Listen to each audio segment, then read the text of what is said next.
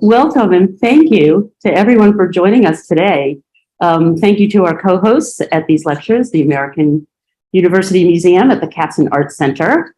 This talk today is part of the Distinguished Artist Series for the James Renwick Alliance for Craft. And I'm Rebecca Ravenel, and I am the board chair for the JRAC, and I'm also the chair for the Distinguished Artist Series. So our mission is to foster appreciation, connoisseurship, and support for American craft. And we do that through varied events, talks, trips, and tours. And you can find all sorts of great information on our website. So please go to that. So I'm so excited for today's event for several reasons. So this is our first in-person Distinguished Artist event in, 3 years. So that in itself is amazing. And it's also our first hybrid event. So we have our great in-person audience here at the museum, and we're also live streaming out to the virtual audience across the country. So that's very exciting for us. But of course, I am most excited about our guest today. Virgil Ortiz is a multifaceted artist. As a potter, Virgil is practicing traditional kochiti techniques, following in the footsteps of his mother and his grandmother. And as a designer and filmmaker, he extends this story far out into the future, bringing elements of sci-fi into his unique narrative. So Virgil expands his artistic skills constantly in the service of his holistic vision.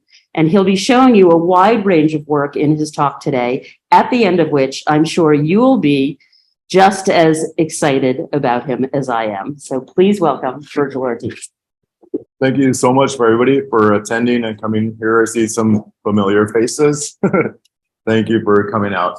On Friday, we did a presentation, and I forget all the places we've been. It's been a whirlwind since I arrived on Thursday, but it was an awesome time. And then we did a workshop yesterday as well. So it was awesome to visit some of the local ceramicists. Judith, thank you for letting us your studio to do the workshop. We had a good time, so I kind of ran through that lecture of how I do my work. So this one will be about like why I do my work. So a background of what I do is I was born in a family of potters on my mother's Separina Ortiz side of the family. So our grandmothers, our aunts, everybody, as long as we can remember, great grandmothers all dabbled in clay. So growing up, when I remember when I was like 6 years old, every time I get up, I'd see our mom working on the dining room table, working with the clay. So that was our studio. And it was just really cool to be growing up and to be raised in a family of potters. The pottery that kochiti people make is all done by collecting traditional methods and materials. And that means that we get everything from the earth. So when we're 6 years old till all the way like to 15, I always remember our parents saying, okay, we're going to go get the materials today. They would gather all my siblings, my cousins, and we go into the mountains to go get the specific materials that we need. So we hand dig the clay, we harvest it from the earth. We also get another type of sand, which is pumice stone. And that is, we harvest that from another part of the Pueblo. And the traditional colors that we use in kochiti are black, white, and red. So the clay body is red, and it has to be slipped once we create the sculptures or either the pots that we make. And once we have those pieces created, we have to sand them down to get a really nice, smooth texture on it. And then we have to heat up those pieces to apply a white clay slip on top of it. And that is done by putting it in the just your normal oven if it fits. But if it doesn't fit, then we have to build a fire outside to heat up these pieces. And the reason why we heat it up is to once you apply like maybe up to 10 layers of the white clay slip, it dries really fast, evaporates, and it sticks to the surface of the clay. So you just put it in the oven, take it out, put on a really thin layer. You see it like fizzle out and evaporate, and it sticks on it. And it's like at the same time kind of sealing the surface, making it smoother and smoother. So when the whole piece of a pot turns from a red clay body then it's completely all white now. So you let it cool down, and it's like a chalky matte surface once it at this point. But then we take another cotton rag and we hand polish it. So it goes from a matte surface to a glossy surface. And once you get it to that compacted, really nice, smooth surface, glossy, you have to be really careful of touching this piece now, because no matter how many times you wash your hands, you still have little oils on your hands. So the areas that you intend for the pot or the figure to be white, and you have your dirty hands and you accidentally touch it, you won't find out until after it's fired, because we only fire one piece at a time, and the firing process is the last part of it. So it's heartbreaking sometimes when you're trying to be super careful, but you accidentally do smudge a piece, and you won't, I mean, after it's fired and you see your fingerprints or something on it. But and the cochineal pottery making is a dying art form, just because of how long it takes and the time that you need to dedicate to doing creating these pieces. It takes a whole year for all of us to gather the materials, and then we have to process it. We have to let the clay, because it comes out of the earth, still damp and very dense. So we have to get the clay that we collected that day, and it takes us like 30 minutes to hike up the mountain to the clay vein. And once we get to the clay vein, like who knows how long our people have been getting it from the source, but we have to ask permission, feed the Earth Mother, state our purpose, and ask for guidance of how to continue this tradition. So then we carry like the 5-gallon buckets back down, another 30 minutes hiking down, and it's like super hard work, very heavy to carry these buckets. But I mean, when you're going up, you're all excited and all, you dig it out and then fill the buckets, but you can only take like maybe 20 steps carrying these buckets, and then you put them down and rest. But it definitely makes you work to get these materials. Once we get it home, and we store it in our barn, and it has to be dried out, bone dry, because if you try to mix the clay, once you get it right out of the earth, it's still so dense, and even if you like soak it for 2 weeks or so, there's still going to be little pure clay lumps, and that causes a lot of cracking and explosions. So that's the reason why we have to process it for a whole year. So once we get that is drying, the clay is drying, then we have to go to another part of the pueblo to collect the pumice sand, volcanic ash that we mix with it. So that acts as a grog.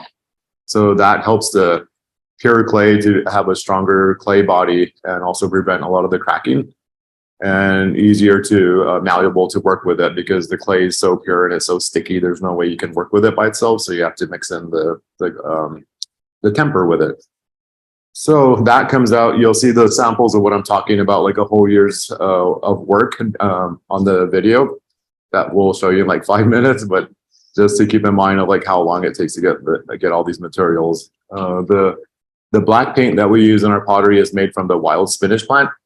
And that takes about 2 weeks to make if you get a large batch going, because my whole family helps me gather all the spinach leaves, and they're also making pottery as well. So we all split up the end and the paint, and that takes us like 2 weeks to make. So once the plant starts to bloom its purple flowers, then we go pick all the leaves, just the leaves itself. And if we're making a large batch, we probably gather about like 8 33-gallon size of the bags, take them home to really huge pots of boiling water. So we continuous boil them 24/7 for like 5 days. Everything starts to disintegrate. So then we have to strain it and gather the leaves with the cotton rag, twist it, strain it out. And at this point, we're just really looking to get the juice.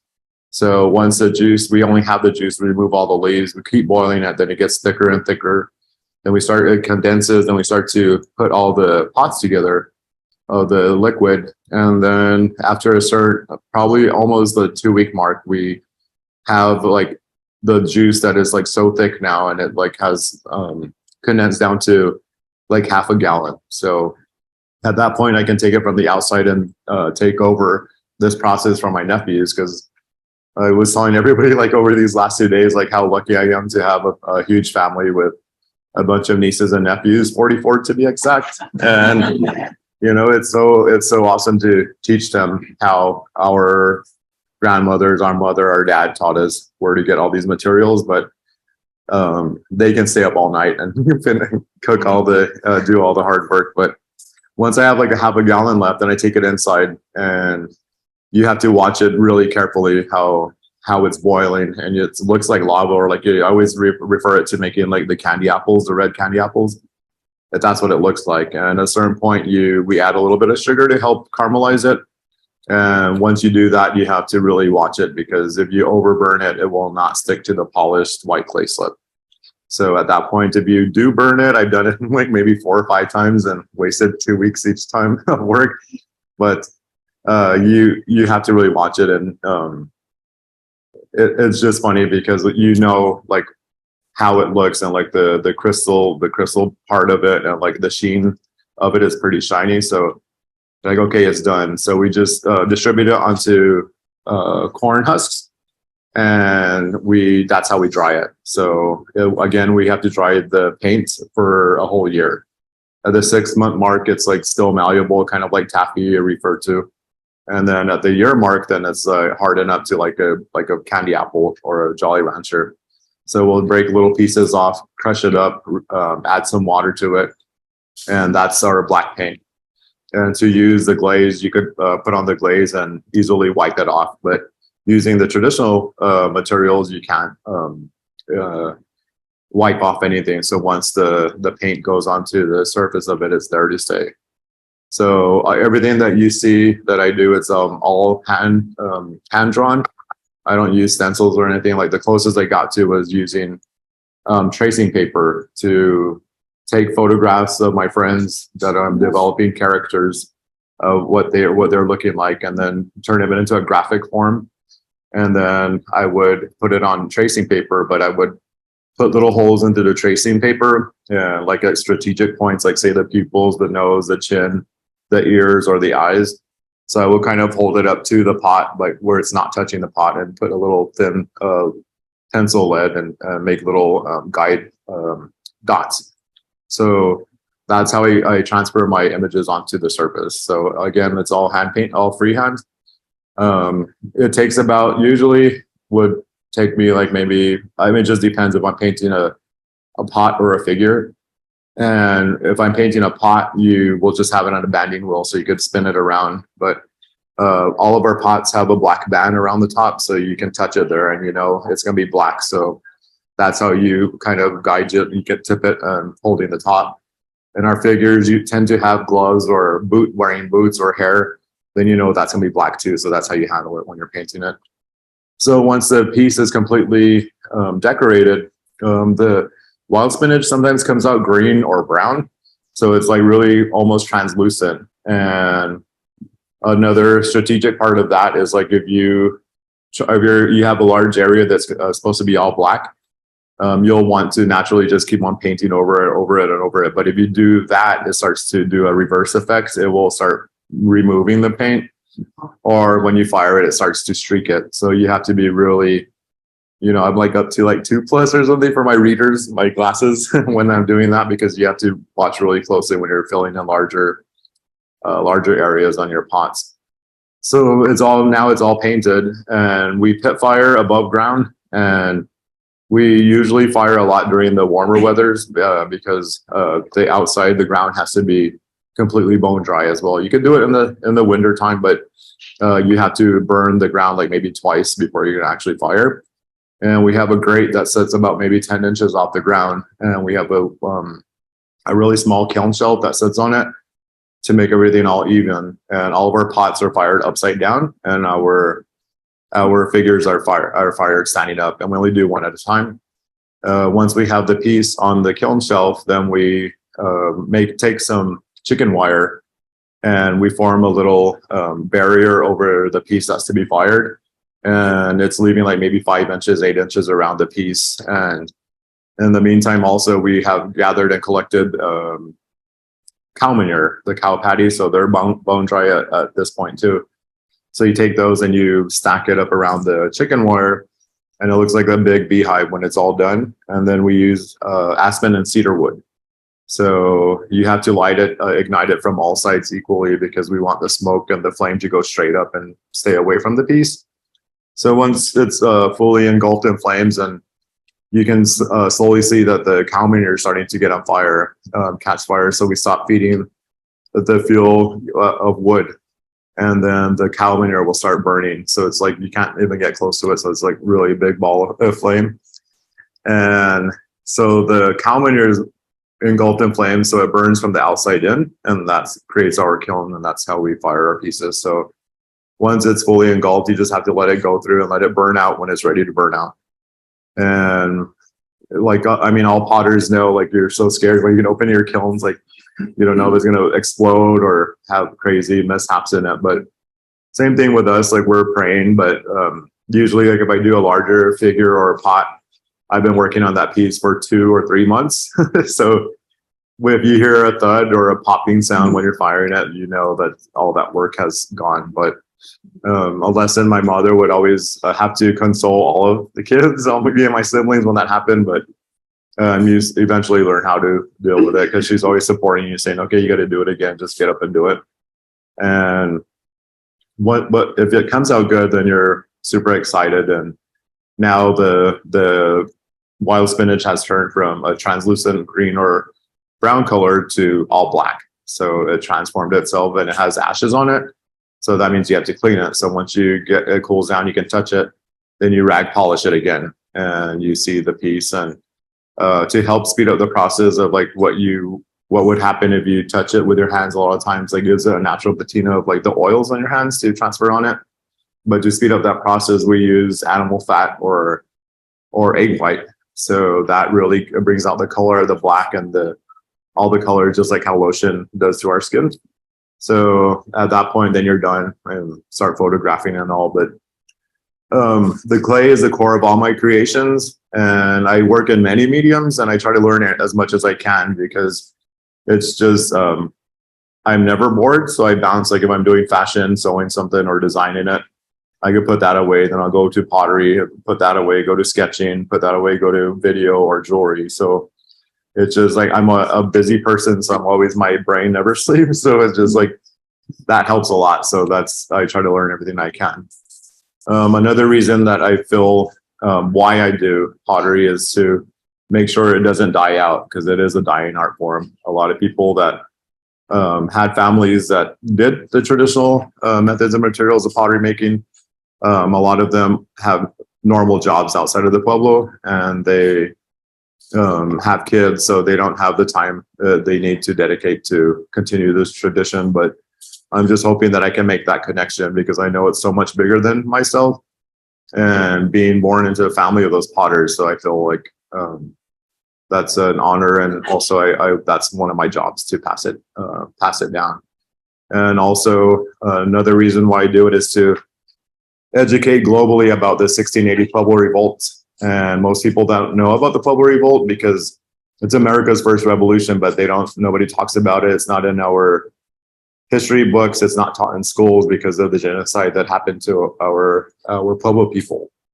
So now I'm not an academic person, but to teach and spread the word and have people acknowledge about what happened to our people, it's like, okay, I could do it through art. So that's been my whole life. And you'll see all the different types of characters and all the theme behind every show that I do, all the pieces that I make is to tell the story about the Pueblo Revolt. One of my mentors and my manager's father and AC, her brother, the Goyo family out of Oke and Wingate, and they're half Kojiti Pueblo as well. Tish has been my manager since 2004, I think. Time flies. But it's been awesome to have her and always visit when their dad was still on this earth.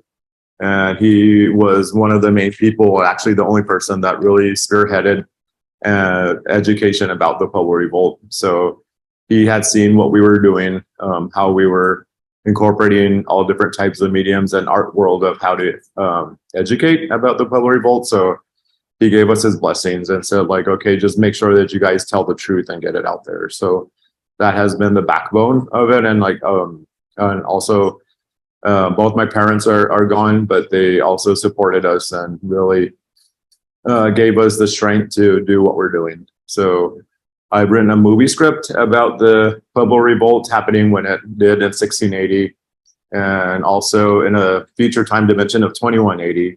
It's happening simultaneously. So that helps me be able to bring in a sci-fi story to the storytelling, and creating 19 groups of characters that go into this film script represents the 19 pueblos that are still left in New Mexico today.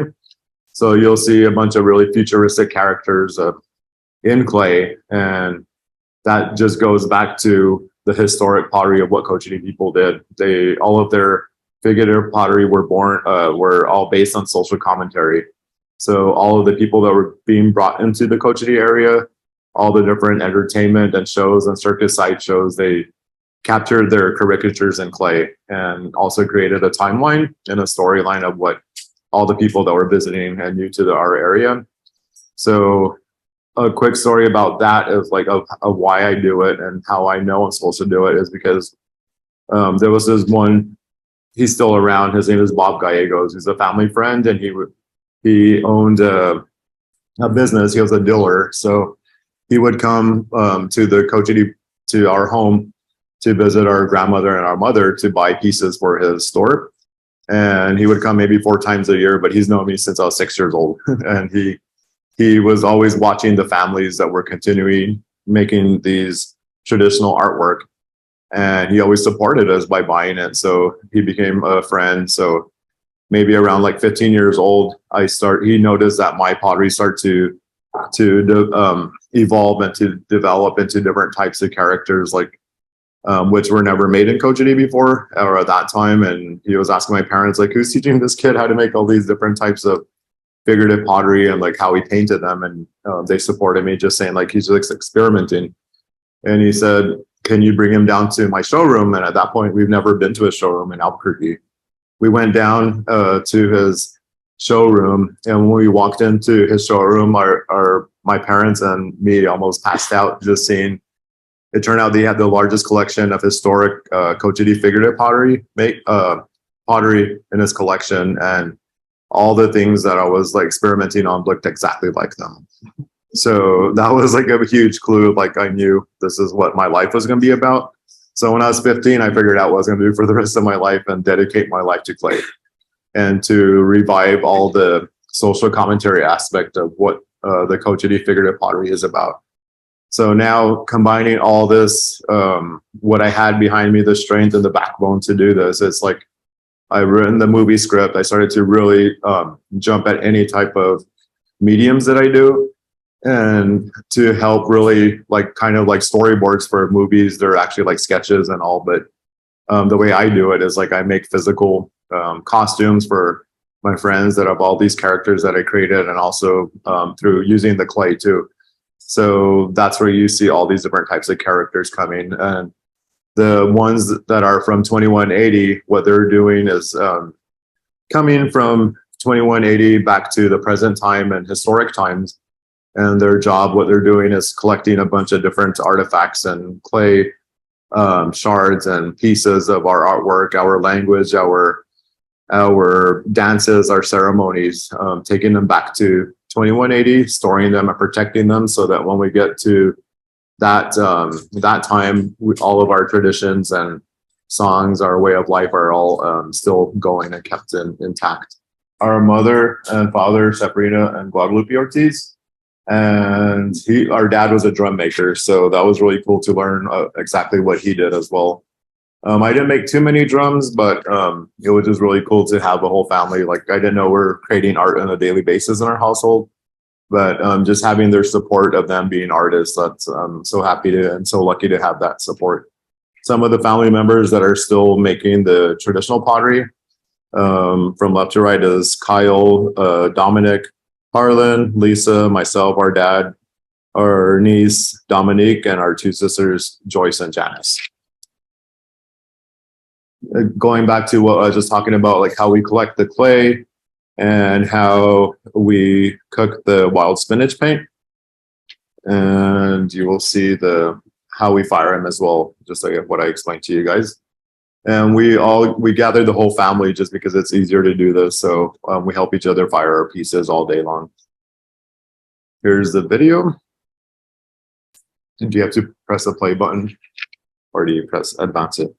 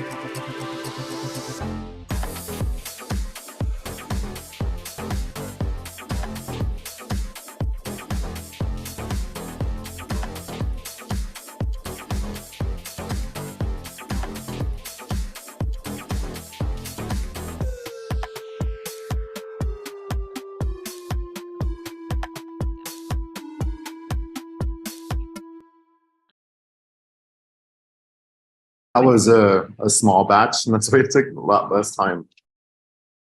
These are samples of what Cochiti is known for, is the storyteller figure. And the storyteller figures is like basically commenting on how we pass our traditions down. Like our language is not written. So all of our grandmothers or grandfathers, even down to the animals, they're teaching their families how to go about and carry on the traditions. Samples of when I was 6 years old, I made this piece in the middle. My mom and my dad made the drum.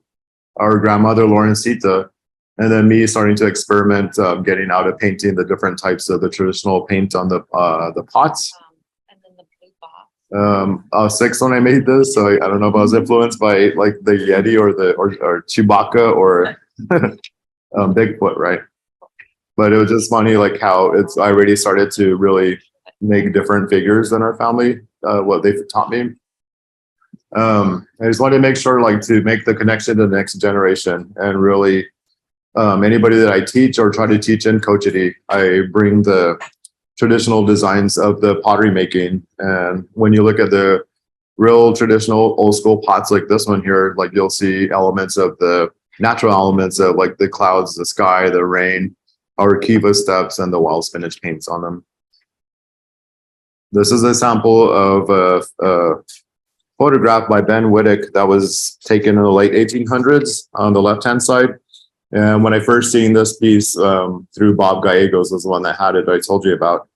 He had all these pieces, and it was amazing to see the size of them. They're up to like 3 feet tall. And at Cochiti, there's like nobody making standing figures that were that 3 feet tall. So that day that I realized I was supposed to work with clay for the rest of my life, was like this image was a huge inspiration because I knew I had to revive these pieces using social commentary. So I showed my family the picture and I said, let's go recreate this image and pick a piece and study it. And we'll go down to Bob's house and look at how it's painted and you guys can see the size of them. So my family took me up on the offer. We recreated this image. We had this set up in one of my bedrooms and they were on boxes and like fake bear skin, and they're all tied up with fishing wire because they're like 3 feet, almost 3 feet tall. And it was very terrifying because all those like 22 pieces together and just to make them balance like that. Once I got the shot, then I dropped out the background in Photoshop and took one of my pictures that I took of the Charles Bridge in Prague. And that bridge reminded me of the canvas backdrop that they painted on the old school one. So after all that work, it was awesome because going through this with my family, we pulled it off and it was recognized by the Cartier Museum in Paris, and now it resides in the permanent collection. Here's a close-up of some of the pieces, and it's really cool too. If you guys look up a lot of older Cochiti figurative pottery, it's pretty cool. You'll just see all these different characters that are like conjoined twins. A lot of them had tattoos, or if you just imagine the old school circuses, like all the big painted canvases, like come in and see the half snake, half man, or all these different characters. It's like really cool, and it resonated with me without seeing them. And then to see them in person, I was like, whoa, this is like so cool to do. So I took it to the next step and using that social commentary to comment on different political themes. So this one's called Cyberbully, and he's sitting on the can tweeting at 5 a.m. Some more political pieces, and this is one pot. So it was like during 2016 when the Dakota Access Pipeline was going on. So the black snakes represent the oil pipelines, and the political person getting, riding it with the bundles of cash, but not realizing the snake's going to come back to bite him. It infiltrated him and went through his body. And then the last scene was, you can't really see, like he's kind of holding up, but it's a woman's hand holding the back of his jacket and removing him. So that was my prediction of women taking him out. Go women. Then you get really deep, like with this character was about, it was called Strength, and cancer took both our parents and one of our sisters.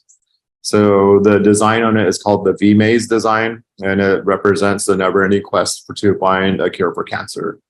So this piece, our dad was the last one to pass away, but he hated to go into the MRI machine. So he told us stories about how he had new tattoos, and that's where all the radiation was getting administered to his body. So he would have all these markings, and I drew. That's where I got an influence of how to design this this pattern.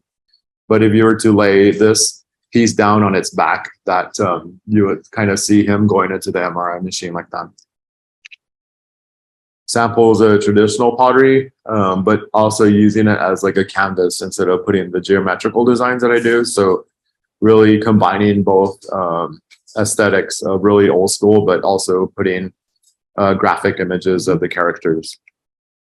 And then this is a sample of how I create my characters. So I'll take some of my friends, paint on their faces and their bodies, photograph them, turn them into graphics. And it's really cool. Like if you do something really graphic, black and white on your friends like this, it looks like it's very flat, like 2D. And it's a lot easier to get that graphic going.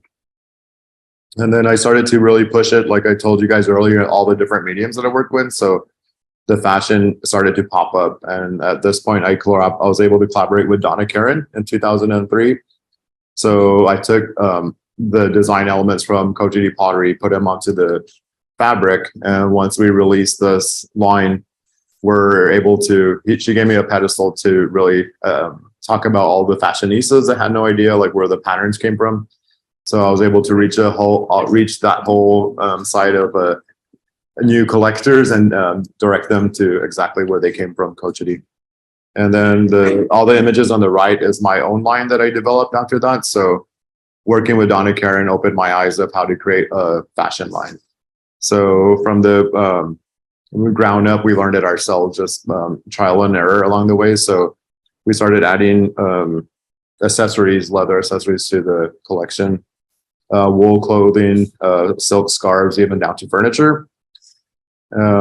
Sample of what Donna Karen put out one of her magazines after she does each season. So she was able to tell my whole story, and it was really awesome to do that. Like, it was so cool to work with someone of that magnitude to really do a collaboration and get full credit of where all the designs came from. Then I started getting really into like high fashion and combining like photography that I picked up a camera and really started to mess around with photography, and then slowly started to learn Photoshop. So I started combining all of that together to make really cool images. And the reason I did that is because, like, if you look at today's movies like Black Panther or the Avengers, if you don't have characters that look that cool, then most of the kids won't pay attention to it.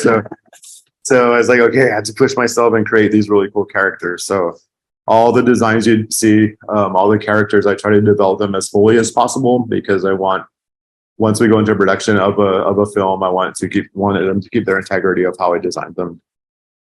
So you could see how it translates to hospitality design. So like everything from the headboard to the duvet cover, the bench, the chair, the desk, the mirror, the lighting, wallpaper, carpet. I was able to work with a company called Project Dynamics out of Las Vegas, and they do a lot of the revamping and building of all the hotels. So they challenged me and said, what would your, a suite look like if you're to design one? So I did, and they put it all brought it to reality. And that was really cool. So the same thing I mentioned earlier is like how to educate the world about what happened to our people and what will capture the next generation's attention. So that's when I wrote the movie script. And for the past 2 decades, my team and I have been developing the script and really pushing it. So like every show that I do, every gallery show or museum exhibition, I release a character. So like every few years, I'll concentrate on that character, develop it. So this character, her name is called Da'u. She's the leader of the Blind Archers. So anybody that has continued to follow and go to my exhibitions, we do little pamphlets of that character. So at the same time, we're releasing a little bit of the movie script. So if you put them all together, then you're able to put the whole storyline together. Samples of more of the characters. And again, like looking at their armor, their helmet, their clothing, incorporating the pottery designs into them. I was like, okay, I can't go to a Halloween store and buy these outfits. So I have to learn how to make them myself.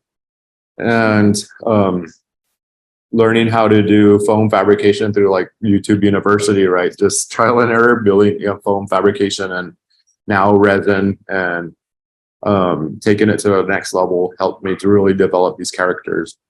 So needless to say, like my friends and I have a lot of fun when we start to body paint and try to get images of the new characters.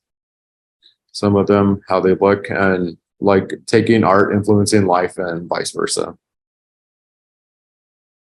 So it kind of looks like a movie poster now. That's like for the archives. I think this image was maybe 10 years ago, Tish, I think.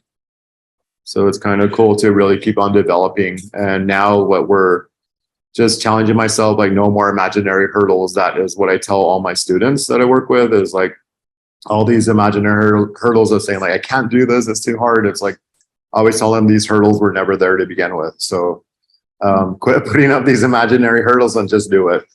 So pushing myself as well, and like looking at all these historic pieces, I'm developing the characters and really pushing more and more, even down to the animals. Like if you look at Star Wars, like all the different, even the droids and stuff, and like trying to think of futuristic characters like from our stories in our pueblo, of like all the different birds, and creating just really cool characters. And this is going back to like the half man, half human kind of aesthetic there. And then hello, high fire ceramics. Like I had no idea, this was never in my site before. And once I started interacting on Instagram, I made friends that were ceramicists that are non-Indigenous. So it was really cool to learn a lot from them. So they really guided me of like what type of clay I could use, the glazes or even down to glass. So I started combining even more and more of different mediums. So these are samples of the high fire work. And it's really cool because being so used to creating in black, white, and red, now I have access to turquoise and pink and metallic colors and all the different firing techniques as well. Like the anagama firing kiln, the soda fire. There's so many different ways to do it. So like I was super excited to try every different type of firing. This came out of anagama firing from Simon Levin. We fired in his anagama kiln up in Wisconsin. And it was amazing to do that because it takes like almost 2 weeks to fire anagama kiln. And it's really cool to bring and fire with all your friends and make a little community out of it. And that's what they say kilns do. So any of you guys that know how to work with ceramics, that's what it does. And it's really cool to know all these people that really share the knowledge and support one another in the clay ceramics world. So again, I wanted to go really huge, and I had the opportunity to go to the Archie Bray in Helena, Montana. And being at the Archie Bray, they have all the resources of the huge kilns, all the 5 minutes left. Okay. Well, we want to leave time for Q&A too. Okay. And just going big with all these different types of the busts and stuff. So I pushed myself really hard to do this. And these are some of the examples of the size of them that they came out. So all of these are being released like for in Santa Fe at the Vladimir Contemporary Art Museum in Santa Fe. I've been working on the History Colorado Museum that's going to open in May, and also the Colby Museum out in Maine, also in May. But to really look back and just being guided by the clay ancestors and combining the past, present, and future all together, that's helping me really dictate what I'm going to do for my next show. In History Colorado Museum, we're really pushing it now. So we have another team member that does VR, virtual reality, augmented reality. It's just exciting to bring this type of a new way to look at ceramics and the photography. Like when you go into the museum, you'll see photographs that come alive when you look at it through your personal phone. So not only will you see like really cool photographs, but when you look at it through your phone, then you'll see like fire coming by, or like the photograph literally comes alive. So taking it again and having all the costuming, a sample of how we take plaster molds of my friends, the models, sculpting wax clay over their plaster molds and making them look like they're ceramic, using silicone and resin to make perfect fitting movie quality masks, foam fabrication of all these armor and their helmets, samples of some of their costumes, and some of my latest characters called the Recon Watchman. So you can see like combining all the different, the sewing, the costuming, the body makeup, weaponry, the armor, how it all comes together. So needless to say, I'm so like really excited to open the next show at the History Colorado Museum. Samples of Meow Wolf, I guess. Yeah, probably you guys have heard of Meow Wolf. This is, I had an installation. It opened in October, so it'll be there for 5 years. So if you're in Santa Fe, please do go check out Meow Wolf. And this is samples of the imagery that's going to be at the History Colorado Museum, and some of like what you'll see with the VR. Like on the pedestals, they'll have real ceramics, huge busts on it, the largest works that I've done before. And I'm making these busts down in Cuernavaca, Mexico. I've never been to Mexico, but I'll be working with Juan de Dios out down in Cuernavaca, but he's known for his huge raku fire pieces. So you'll see like 5 foot tall busts that will be sitting on these pedestals. There'll be a low riser pedestal in the middle with an obelisk with cochiti designs on it. But when you hold up your phone, then you'll see a levitating, huge, like 15-foot bust rotating.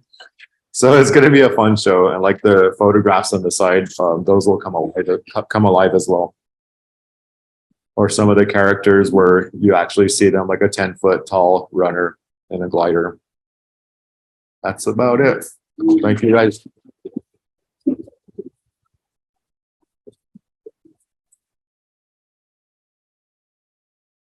That's great. If we could have the lights back up, that would be great. Wow, thank you, Virgil. So I feel like, to really get an idea, we need to be here all afternoon, but unfortunately we only have this short time.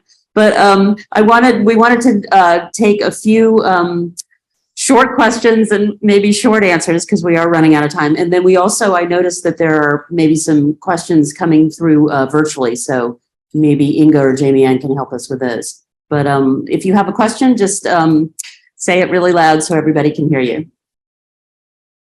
Yeah, JG. So when Go ahead. you're working at a larger scale, how does it change the work besides size? How do you see it differently when you're working at scale? I thought it would be easy, but working that big is not easy. Like you think you're gonna sculpt something like you used to sculpting something maybe 2 feet tall, but to translate it to something like over 6 feet tall is crazy, and it always changes, like clay always does. I try to sketch out what I'm gonna draw, but it the clay mother always changes it if she wants, so it never comes out if I sketch it. So you just go with the flow. Yeah. I'm wondering, what's the issue with that X? Seems like on one hand, perhaps a brand, Right. or a scar, Yeah. or a signature. It's a signature design element that I've been using for I don't know how long ago, since I can remember, but I got that from our Buffalo regalia, our kilt set our Pueblo wears, and they had all these crosses or X's on them. And I asked my dad what they were, and he explained it to me that they were stars or turkey tracks or roadrunner tracks. And I said, okay, cool, but why turkey or roadrunners? But he said, if you're to try to track these types of birds, it's almost impossible because that's how their tracks look. Like if you're to track a deer, you know exactly which way they're going. But a roadrunner or turkey, you can't find out where they're going. So I adopted it as a signature design element that it represents luck and protection. So if you wear it, and you'll see it on my fashion, you'll see it on my pottery, everything that I do, and it's a sign to so no one knows my next move or is able to track me down. Yes. This is about the Pueblo Revolt, and you're using it as a theme, but I'm thinking that many people in the audience may not be familiar with the historic Pueblo Revolt. Yeah, it's what I mean. There was many battles before 1680, but it's when the invaders first arrived into our area. They came and we welcomed them in and took care of them because they're almost at death's point for how far they traveled. But eventually they started enslaving the Pueblo people, making them build churches on every Pueblo and destroying a lot of the artwork that we had because they were accused of sorcery and witchcraft. But in turn, they gave us like saints and something that the Pueblo people didn't know. So eventually it started being, all the Pueblo started being taken over. Horrible atrocities started happening, murders and rapes and all that. So the Pueblo people had it up to their necks and they had to put a stop to it. So Pope, the leader of the Pueblo revolt, he designed the whole revolt of how it's supposed to happen, and how he pulled that off was sending back then there was like maybe over 40 Pueblos, but now there's 19 in New Mexico. But he sent his runners that were carrying knotted cords to each Pueblo, and this was a way of how he designed how to pull off the revolt. And he instructed them to leave a knotted cord at each Pueblo with their Pueblo leaders, and told them to untie one knot every morning. So when the last knot was untied, each Pueblo rose up and pushed out the invaders. And that's how they pushed out the invaders for like 12 years. And they eventually came back, and here we are now trying to live in peace, and how it all turned out. So that's like a part of the film, is like to address all the atrocities that happened and how many lives were lost, but to have people acknowledge of what happened to our Pueblo people, and learn our real history. Because it's kind of funny, and I mentioned this yesterday, of like when I do shows in Europe, in Paris or Prague or Amsterdam, all of the Europeans know our history. They know about the Pueblo Revolt. But when I do shows here in the States, in metro cities, New York, LA, nobody knows what the Pueblo Revolt is. Or when we do shows where it happened, mostly in Santa Fe, they still don't know. So it's kind of embarrassing that that happens. So that's why I'm dedicating my life and my team to help educate globally about the revolt. We have one question that came in online, and wait, there's two questions. Sorry. So somebody's noticing that there's a vertical break in the black band around the jar rim, Yeah. and they want to know what that signifies. Yeah, that vertical break is even historic pieces have it, but it represents a spirit line. So we were taught to leave a little break in the bands to allow the spirits to travel in and out of the design in the pot. So that's what it's about. Your film, when is it coming out? I mean, I know it can take decades, but. We've been working on it for 20 years. So it's but I'm moving to Los Angeles to really concentrate on it now. So like our whole point was to make sure that everything was protected. Our intellectual property was copyrighted, trademarked. And that's why I try to develop these characters as fully as possible. So that when we do go into production, they keep their integrity. And so when we moved to LA, it's like at the point now, like I knew when it was going to be time to do it, because we didn't really want to just jump in on it, because we know and respect how big our history is and how important it is to educate everybody about it. So now is the time to do it. And it's kind of cool to see the Black Panther, introducing all these people of color and their backstories. So now it's a time for Indigenous people to really get into the mainstream and educate about them. So hopefully it can be soon, or maybe another 10 years. I don't know. Because it's so big with all these different types of characters. Like I planned it to be like a 3-part saga. So to find a director to work with, like you're asking them to dedicate like 10 years of their life as well. So there will be somebody that I know will be sent to us to really help us spread the word. Sorry, an Indigenous director? You might want to. It does. Whoever believes in it will fall and come into a place, because I do have a lot of friends that are directors and all. So it just, who knows? We put out the prayer and ask for, the whole team. And, I work with everybody. They don't all have to be Indigenous people, because of, it wasn't only Indigenous people that were in the revolt. It was a bunch of different people too. So I work with everybody. Languages. It'll be, that's like, it's a hard thing to do too, because like our language is not written down and it's very sacred, and that's how we run our pueblo. So I had to think about that as well, because I don't want to really just put it in a movie, because a lot of the designs, like in the pottery, I only release some that are not sacred, because that's another teaching that I do for all the up and coming artists, that if they put sacred designs on pieces that put on the internet, then you're going to get plagiarized if they're not trademarked and you're not protecting your intellectual property. So it goes the same way with the language. So who knows how that will happen.